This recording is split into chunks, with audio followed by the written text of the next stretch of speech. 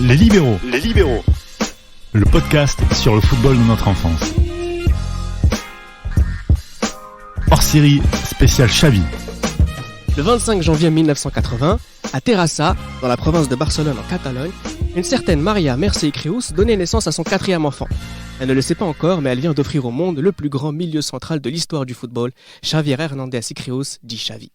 40 ans plus tard, les libéraux célèbrent ce jour saint et vous proposent de revenir sur l'ensemble de la carrière du métronome espagnol à travers 4 podcasts. Son histoire avec la sélection espagnole et l'expression de son génie sous les ordres de Rijkaard d'abord et de Guardiola ensuite seront traités. Mais d'abord, revenons tous ensemble sur ces jeunes années. Pour m'accompagner, les libéraux Damas et Gilles Christ. Salut messieurs. Salut à tous. Bonjour à tous. Et celui qui sera le grand témoin de ces spéciales, Sayed, un grand ami de l'équipe et un fan du FC Barcelone qu'on retrouve sur Twitter sous le @Banalise. On est très fiers de t'avoir avec nous. Merci d'être là. Bonjour à tous et merci aux libéraux de m'accueillir. On va parler de Xavi. Je vais pas te demander quels sont tes meilleurs souvenirs de Xavi parce qu'on a 4 podcasts pour le faire, revenir sur l'ensemble de sa carrière. Mais rentrons dans le vif du sujet, on va parler d'un très très très grand joueur. Tout à fait. Comme tu l'as dit, peut-être le meilleur milieu central de tous les temps, en tout cas c'est mon avis. Ce qui est certain, c'est que pour les Barcelonais, pour les supporters barcelonais, c'est très clairement le meilleur milieu central de tous les temps et une légende du club. Alors, pour ceux qui en douteraient, on a 4 podcasts pour les convaincre. Et on commence tout de suite avec le jeune Xavi. Moi, ce qui me frappe le plus, et j'aimerais qu'on en parle tout de suite en introduction, c'est que c'est d'abord un fils de footballeur. Son père est un joueur de niveau modeste, en 3e division. Et on apprend tout de suite que Xavi grandit dans un environnement extrêmement sain, un environnement dans lequel réussir au football est envisageable. Ça vous construit un homme, Damas. Oui, en effet, ça nous construit. Quand on a l'environnement favorable dans lequel on peut exprimer ses talents et sa personnalité, en effet, ça peut amener à avoir des enfants prodigues pour l'avenir.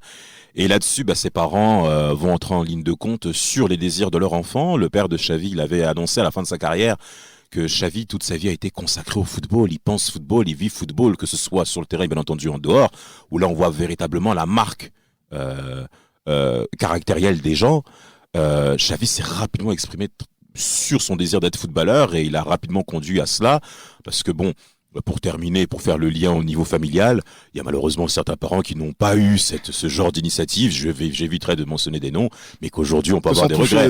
En effet, je sais de quoi nous parlons, hein, quand on a très jeune des parents qui nous placent qui cassent tous les rêves, oui. qui surtout là qui nous met cette fois-ci dans des conditions où fiston, tu peux réussir, ça change les perspectives de quelqu'un, je crois. Effectivement. Surtout sur l'aspect pour Xavi de la vision du football, elle se caractérise aussi par, notamment au début des années 90, sur la possibilité de voir le championnat d'Espagne, le championnat étranger, le Barça, et notamment il parle beaucoup de ce focus qu'il avait fait sur la Première Ligue, où il pouvait voir à peu près une demi-heure chaque semaine de ce championnat, et il voyait leurs actions de Gascoigne, de John Barnes, qui ont été une de ses premières références, et aussi de Matt Le Tissier, surtout. Effectivement. J'adore ce joueur. Il a été fasciné par le fait qu'à chaque fois, il y a toujours un geste technique, toujours un coup franc, toujours un but qui sortait de l'ordinaire. Et en fait, il commençait à nourrir cette vision-là en allant voir ailleurs et aussi en jouant aussi près de chez lui comme tout jeune joueur, et que c'est venu pas forcément dès le bas âge, mais c'est venu, on va dire, au début de l'adolescence, cette possibilité de se dire, tiens, on peut réussir grâce au football, et à Barcelone surtout. Il intègre la Masia en 1991, à l'été 1991. Le jour du match de détection, il joue avant central, il marque 3 buts. Il fait toutes ses classes au FC Barcelone. Sayed, toi qui es mieux placé que n'importe lequel d'entre nous, quand on est fan du FC Barcelone, comment on voit l'évolution du jeune Xavi, c'est-à-dire son adolescence au sein du club? Il est surprotégé, il est très talentueux, ou c'est un joueur parmi d'autres? Comment on le voit? On le voit comme l'enfant du club, quelque part. Le deuxième enfant du club, le premier enfant du club, c'est Pep Guardiola. Voilà, le premier modèle à être sorti de la Masia avec le moule Cruyff. Parce qu'il faut rappeler qu'à partir de 88, avec le retour, je vais dire, de la légende Cruyff au club, quand il revient, il impose certaines conditions, et notamment c'est la formation. Et il met en place cette formation, ce système qu'il a besoin. Au niveau de la formation de la Masia, qui a commencé à former des joueurs, je le rappelle, depuis 79, mais pas avec la méthode Cruyff. Pep Guardiola est le premier moule, on va dire, à sortir de. C'est la première système. promo. C'est la première promo, mais il n'a pas fait, on va dire, toutes ses classes avec cette philosophie. Xavi va être vraiment le premier produit à sortir, à arriver sur le terrain en équipe A, en ayant fait toutes ses classes avec cette philosophie, avec cette idée de formation que voulait installer Cruyff. Donc il y a vraiment, tu as raison d'insister là-dessus, parce qu'il y a vraiment quelque chose de sentimental qui va lier ce joueur, ce premier modèle 100% moulé, Barça et qui arrive sur le terrain. Donc il y a vraiment quelque chose de sentimental. L'enfant du coin en plus. C'est l'enfant du coin. C'est voilà, il est né à même pas 20 km de Barcelone. Il est catalan, donc très important pour les supporters. Figure emblématique. Hein. C'est ça. Figure Quand on connaît la emblématique. force régionale de région qui est en Ah, Espagne. il parle couramment le catalan. c'est Tout à fait. c'est des choses qui sont très ancrées pour eux. Et celui qui va le lancer dans le grand bain, ça, c'est Luis Van Gaal. Encore quelqu'un qui découvre énormément de talent. Un jour, il faudra peut-être qu'on parle de cette notion chez Luis Van Gaal. Est-ce qu'il arrive trop tard? Il arrive au bon moment? On rappelle qu'il arrive déjà adulte. C'est quand même, aujourd'hui, quand on en parle en 2020, ça reste un peu étonnant de voir que des joueurs sortent aussi tard. C'est quoi? Xavi est venu au bon moment? C'est pas si tard que ça quand il arrive. On est quoi, 98 il a 18 ans. Voilà, il a 18 ans. Je pense que c'est vraiment pour être lancé dans le grand bain. C'est quelque chose qui est, on va dire, somme toute raisonnable. Après, c'est vrai que c'est le parallèle qui est fait avec un joueur comme Josep Guardiola, qui est encore dans ses bonnes années. Je dis pas qu'il est dans ses meilleures années. Je pense que voilà, ses meilleures années à Barcelone étaient déjà passées et qu'il devait y avoir on va dire un passage de relais qui devait s'effectuer. Van Gaal l'a vu, effectivement, puisque on va dire que c'était aussi l'objectif de Van Gaal quand il arrive au Barça en 97, c'est de relancer cette idée agacide qui était un peu perdue à Barcelone, du fait que que la fin de Cruyff ne s'était pas passée de la meilleure des façons, et qu'il fallait relancer la machine, puisque des équipes comme le Real, champion 97, en dépit de Ronaldo, dépourvu aussi d'une mentalité de jeu, en fait, parce que là c'était tout sur Ronaldo en 97. Oui. Et axé sur l'individualité de Ronaldo. Sur l'individualité Ronaldo. Alors que le Real arrivait donc avec Raoul Souker pour être champion 97. Van Gaal arrive en 97-98, il remet en place, on va dire, une notion de collectif qui permet au Barça d'être champion 98 et 99. Xavi est dans ce moule-là. Et on va se poser la question de comment passer de l'ère Xavi de l'ère Guardiola à l'ère Xavi. Justement, c'est sur ce dont j'allais venir, parce que Xavi revient à l'année du centenaire, donc le FC Barcelone va être champion, Xavi va être élu meilleur jeune joueur, la révélation de l'année. Ce qui est très intéressant aussi, c'est qu'il va jouer le temps de quelques saisons à côté de Guardiola. Et peut-être que c'est l'événement le plus important de l'histoire du FC Barcelone. C'est que c'est à ce moment-là que Xavi comprend pleinement, je veux dire, l'esprit Barça. Alors c'est cette transition-là qu'il faut mentionner. Moi j'aimerais juste parler aussi d'un mentor que Xavi a plusieurs fois mentionné, c'est Juan Villa, son mentor au niveau de la formation Masia au Barça, qui l'a beaucoup aidé, notamment dû à cette pression qu'il avait de la part du supporterisme barcelonais comme on le connaît, au niveau de la transition avec Pep Guardiola, qu'il a considéré comme étant son modèle au niveau footballistique. Et en effet, ça a été dur pour Xavi. Il a plusieurs fois dit que ça a été difficile de pouvoir gérer cette transmission. Alors en effet, il y a eu Guardiola qui commence en effet à entrer dans ses années blessures, méformes physiques.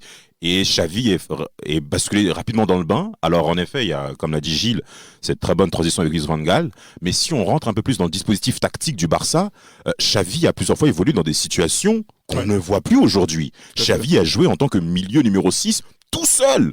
Un match que j'ai regardé lors de la Ligue des Champions 98-99, Manchester-Barça, 3 buts, Barça-Manchester United, le 3 buts par-dessus, un match à un niveau technique exceptionnel. Et Xavi jouait numéro 6 tout seul au milieu de terrain. C'est vrai qu'à l'époque, c'était quand même assez récurrent de voir des numéros 6 seuls évoluer, notamment Fernando Redondo, qu'on pourra évoquer. Un petit coucou aux supporters du Real. Merci. Ils vont souffrir au cours de cette spéciale. Mais c'est vrai que le dispositif, nous aujourd'hui, ça serait étonnant de voir Xavi évoluer ça seul au milieu de terrain. Pourquoi ? Parce qu'au travers de cette configuration, je vais bien terminer avec ce match-là avant de passer le relais à mes collègues, c'est que le Barça joue en 4-3-3, bien entendu, sous Van Gaal, avec au milieu de terrain Xavi seul en 6 et avec Giovanni. Giovanni le Brésilien. Giovanni le Brésilien, il faut bien le préciser. Ouais. Et j'ai oublié l'élément qui était juste à côté de lui. Oh mon Dieu, comment ça a pu m'échapper ? En tout cas, en attaque, vous avez Rivaldo. Donc Rivaldo et Giovanni, bien entendu. Giovanni et Rivaldo, qui évoluent tous les deux à un niveau offensif très élevé. Et lors des situations de contre-attaque, pour Xavi, c'était quand même assez compliqué. Luis Enrique aussi, que tu aimes pas. Luis Enrique, qui était certes absent au cours de cette rencontre, mais ce match-là représente bien le rôle qu'était Xavi, qui a quand même techniquement répondu rapidement présent par rapport aux demandes et aux normes techniques que demandait le Barça en termes de jeu, en termes de fluidité et bien entendu en termes de possession. Parce que l'Ajax-Barça, on connaît ce lien par rapport à ce niveau-là. Et Xavi, malgré ses 19 ans à l'époque, au cours de cette rencontre, faut pas l'oublier, a rapidement été performant, notamment lors de sa première rencontre, je me souviens, en Super Coupe d'Espagne, où il marque Contre Mallorca. Contre Mallorca. Premier match, premier but. Donc Voilà, ça pose le bonhomme. Match que le Barça perd d'ailleurs. Match en effet que le Barça perd, mais De 1 et 1-0. De 1 et 1-0. Le vainqueur de la Coupe du Roi Mallorca en 98. En 98, qui est d'ailleurs une très bonne équipe. Alors, le titre 98-99, c'est le dernier avant très longtemps. On aura l'occasion d'en revenir. Donc je vais donner la parole à Saïd pour le mettre dans une situation très inconfortable.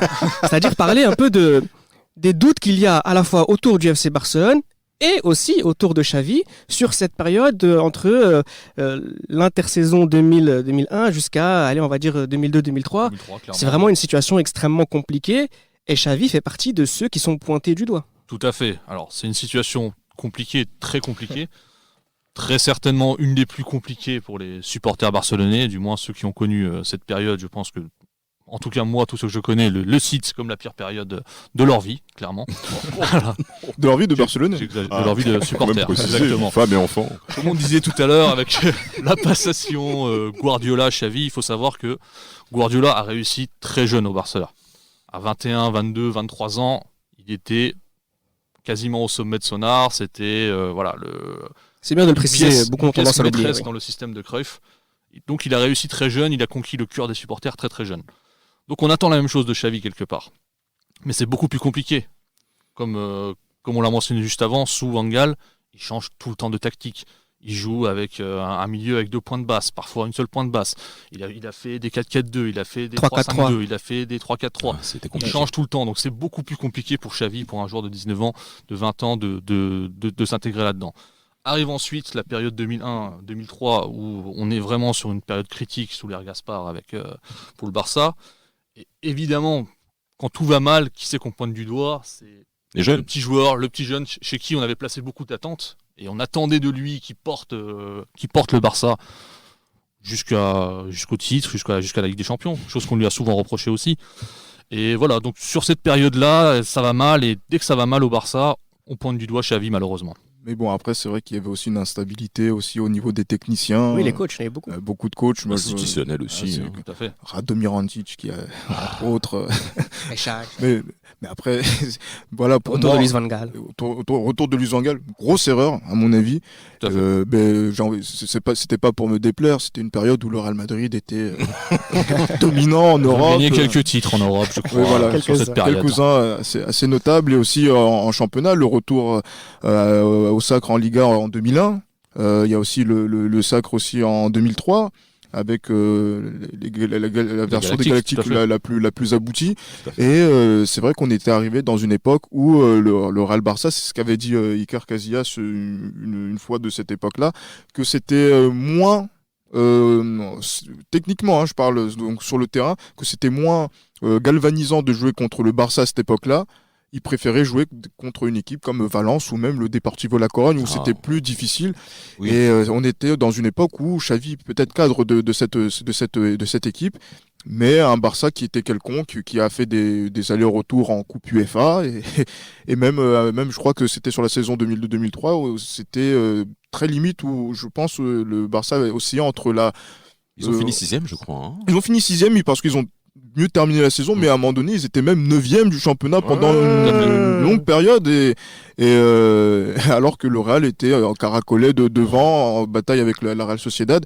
Mais on est vraiment dans une période où le Barça se pose pas mal de questions sur déjà Monsieur Gaspard qui a pris la suite du président Nunez. Donc je pense que c'est aussi cette transition-là entre quelqu'un qui a été une figure emblématique du FC Barcelone pendant plus de 25 années presque.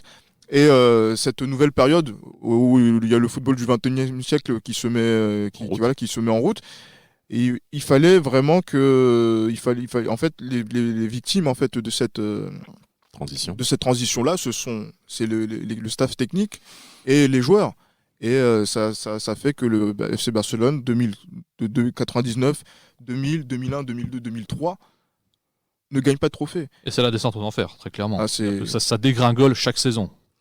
Une descente aux enfers qui va se terminer assez rapidement dès l'été 2003 et on en parle tout de suite dans le podcast numéro 2 spécial Xavi. C'était Les Libéraux, un podcast produit par Sport Content en partenariat avec Urban Soccer.